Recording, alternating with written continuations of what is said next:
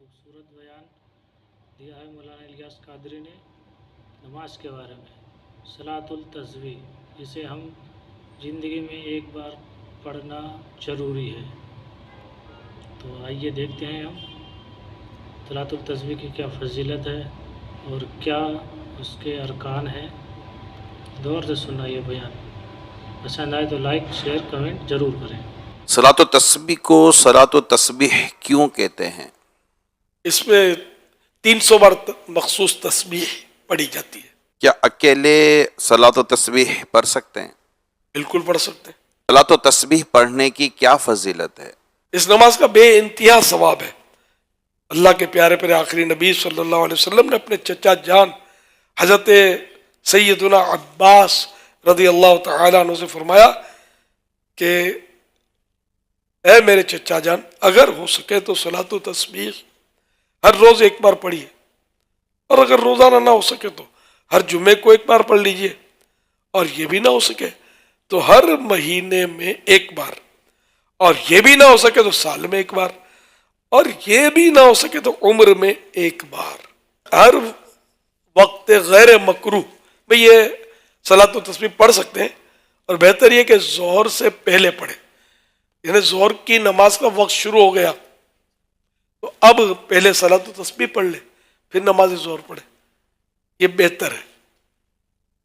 अब हमारे यहाँ तो खैर रात को एतिकाफ में पढ़ी जाती है, बड़ी रातों में, तो दुरुस्त है, उसमें कोई करात कोई मुमानत नहीं है, लेकिन बेहतर वो था। जोहर के वक्त दर के पब्लिक जमा होना ये दुश्वार।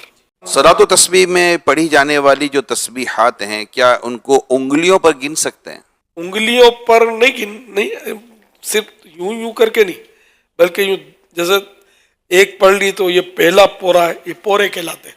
हर उंगली में 3 पोरे होते हैं, तो ये दबाए, दूसरा हल्का सा दबा ले, तो यूं भी हिसाब हो सकता है।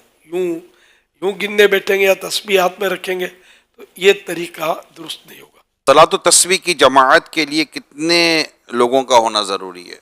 तो इसकी कोई जमात वाजिब तो है नहीं। जमात से इसलिए हम पढ़ते हैं कि इस बहाने लोग पढ़ लेते हैं। फिर अपने जमात के जो शराइत हैं कि एक इमाम हो, और इसके बराबर अगर मैं एक भी खड़ा हो गया तब भी ठीक है, मुक्तदी सीधी जानिब हो। एक दो हो तो वो 2 भी खड़े हो सकते हैं, लेकिन मकरूह तंजीही है इमाम के बराबर इस तरह खड़े हुए तो।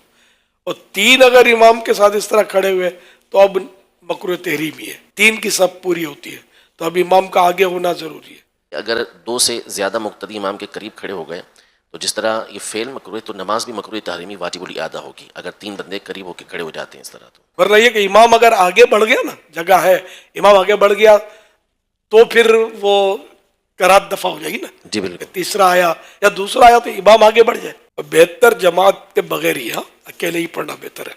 सलातो तस्बीह की जमाअत में अगर एक रकात निकल जाए तो अब क्या करना चाहिए? इमाम के सलाम फेरने के बाद खड़ा हो जाए, और उसी तरह तस्बीहात जो उसकी रह गई हैं वो भी साथ में, वो जो भी पढ़ने का जो तरीका है उसके मुताबिक वो पढ़ता रहे, जो रकात पूरी करके कायदा आखिरी करके सलाम फेरे। सलातो तस्बीह में कौन सी सूरतें पढ़ना बेहतर है? हज़रत अब्दुल्लाह इब्न अब्बास रज़ियल्लाहु अन्हुमा से पूछा गया कि इस नमाज में कौन सी सूरतें पढ़ना अफजल है, तो फरमाया तकासुर, अलहाकुमुत तकासुर हत्ता अस्र, सूरतुल अस्र, कुल या अय्युहल काफिरून और कुल हुवल्लाहु अहद, ये 4 सूरतें पढ़नी है। ये बेहतर है। अगर और कोई सूरतें पढ़नी तब भी सलातो तस्बीह हो जाएगी।